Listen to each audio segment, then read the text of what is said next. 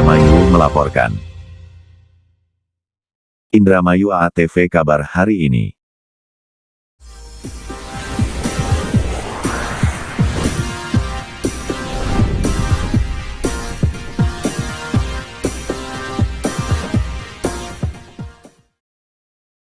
Irigasi air tanah dangkal sebagai sumber air irigasi tanah pertanian pada musim kemarau.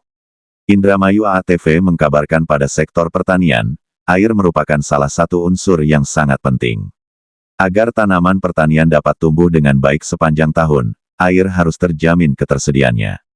Pemanfaatan air permukaan, seperti sungai, danau, waduk, embung dan lain-lain telah lama dilakukan masyarakat.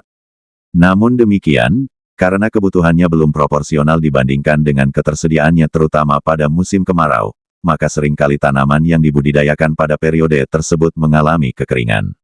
Berdasarkan fakta empiris tersebut, maka perlu memikirkan alternatif lain untuk memenuhi kebutuhan air tanaman dari sumber air lain. Air tanah merupakan salah satu pilihan sumber air yang dapat dikembangkan untuk pertanian. Secara teoris, berdasarkan pemanfaatannya, maka ada dua jenis air tanah yaitu 1. Air tanah dangkal dan 2. Air tanah dalam. Pengelompokan ini sangat erat kaitannya dengan pemanfaatan air tanah dan kebutuhan infrastrukturnya.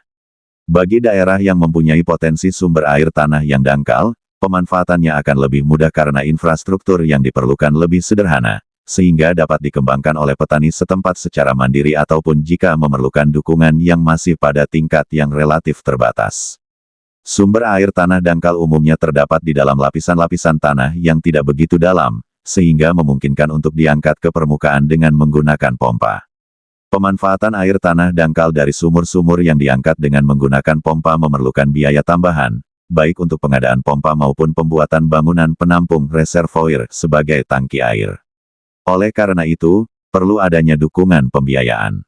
Alhamdulillah, pada hari Rabu, tanggal 3 Juli tahun 2024 telah dilaksanakan verifikasi oleh Bidang Sarana Prasarana dan Penyuluhan Dinas Pertanian dan Pangan Kabupaten Indramayu Kecamatan Bongas, atas pengajuan proposal permohonan pembuatan irigasi air tanah pada kelompok Tani Desa Sidamulya Kecamatan Bongas Kabupaten Indramayu.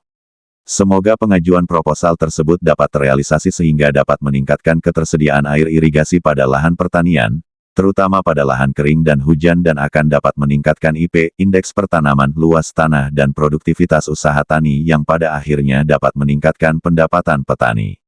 Normalisasi saluran sekunder tersebut karena tersumbatnya saluran yang disebabkan oleh beberapa faktor, di antaranya penyempitan dan pendangkalan tanggul serta banyaknya sampah plastik, kayu dan lainnya yang menyangkut di sepanjang aliran irigasi sekunder dan menjadi kendala para petani. Terima kasih atas kerjasamanya dari berbagai pihak, mulai kepala desa maupun para pedagang yang berada di tanggul membongkar sendiri bangunannya, sehingga kegiatan ini terlaksana dan distribusi air menjadi lancar ke para petani, kata. AATV Indramayu melaporkan. Dengan memaksakan kondisi prasarana di 11A yang sebenarnya belum siap, tapi kita paksakan karena kebutuhan petani yang semakin hari semakin tinggi kebutuhannya, kita paksakan. Pantuk susur di bendung di bendung Salga, di mana kita ini disediakan saluran pengelak, Pak, yang ke arah SIB atau saluran induk bumi ini dengan kapasitas maksimal cuma 24 meter kubik.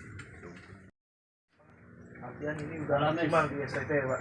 Dengan memaksakan kondisi prasarana di 11A yang sebenarnya belum siap, tapi kita paksakan karena kebutuhan petani yang semakin hari semakin tinggi kebutuhannya, kita paksakan.